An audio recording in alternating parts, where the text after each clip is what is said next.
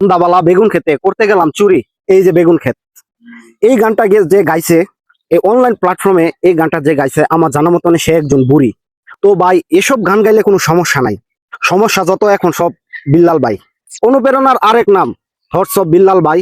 বিল্লাল ভাই কথাটি বলে কিন্তু কোনো ভুল করে নাই। সে তার নিজের অভিজ্ঞতা ও যোগ্যতা প্রমাণ করেছে এবং কি দেশবাসীর কাছে ছড়িয়েছে। সে কি এমন খারাপ কাজ করছে আমার জানা মতনে এটা কোনো ভুল না।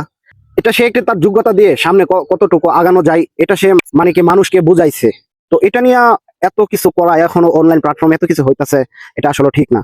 তো আপনার অনলাইন প্ল্যাটফর্মে বা আপনার ব্যক্তিগত জীবনে কত টাকা ইনকাম কি এই সে আপনি কিন্তু প্রকাশ করে না, কিন্তু এই লোকটার কাছে অবশ্যই তার মনের ভাব প্রকাশ করানোর ইচ্ছে জাগছে, তাই সে মানুষের সামনে সে তার ইনকামের কথা প্রকাশ করছে।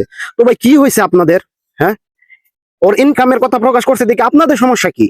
আপনাদের কি হয়েছে? আপনারা অনলাইন প্ল্যাটফর্মে ঝড় তুলতেছেন, আপনি যে কারণে ওরে নিয়ে ভিডিও বানাইতেছেন, আপনার কি একটা লোভ নাই? অবশ্যই লোভ আছে।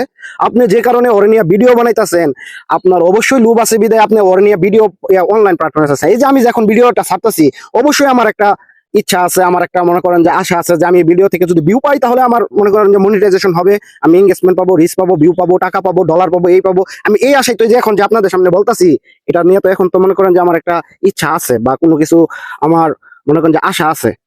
তো এরকম ওই লোকটা বলছে, ওর একটা ইচ্ছা ভিতরে একটা গভীর প্রকাশ ও নিজে প্রকাশ করছে। দেখেন বিল্লাল ভাই কত ভালো মানুষ। আপনি আপনার জীবনে প্রথম ইনকাম কি কাউকে দিবেন? দিবেন না। কিন্তু বিল্লাল ভাই আপনার মনে করেন যে ও নিজের ইউটিউবে সাবস্ক্রাইবের ইনকাম ও আরেকজনকে দেয়া দিছে। সে অবশ্যই সে হৃদয়বান মানুষ, আল্লাহ তারে দেখছে। তো আপনাদের ভাই কি হয়েছে? এত নাচানাচি করতেছেন কেন? হ্যাঁ, যার যার চিন্তা যে যে করেন ভাই। এই বিল্লাল রে নিয়ে পড়ে থাকলে হবে? আপনি আপনি নিজের ইচ্ছাতে আগে এগিয়ে যান। এই যে দেখেন বিল্লাল এই কথা বলার পরে ওরে কত মানুষ কত কিছু বলতাছে, থটস অফ লেওরা ভাই, থটস অফ বিল্লাল আপা, এই সেই বকর সকর।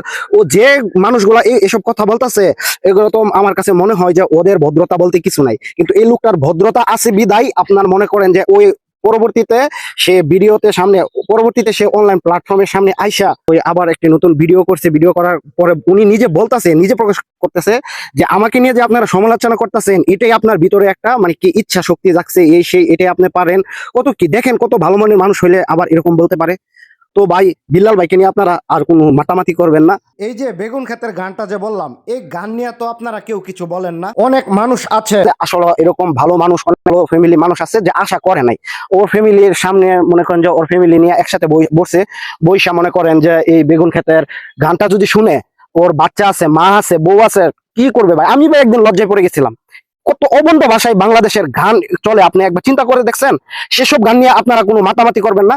আপনারা করবেন ভালো একটা মানুষ ওর ইনকাম প্রকাশ করছে সোশ্যাল মিডিয়াতে, এটা নিয়ে আপনারা পড়ে গেছেন না। আচ্ছা ভাই রাখি, মনে কিছু নেবেন না, সবাই ভালো থাকবেন। আমার কথা একদম মনে কিছু নেবেন না। যদি আমার কথাগুলো যদি ভালো লেগে থাকে অবশ্যই আমাকে একটি লাইক দিয়ে যাবেন এবং কি আমার এই চ্যানেলটিকে সাবস্ক্রাইব ও ফলো করে যাবেন। ধন্যবাদ।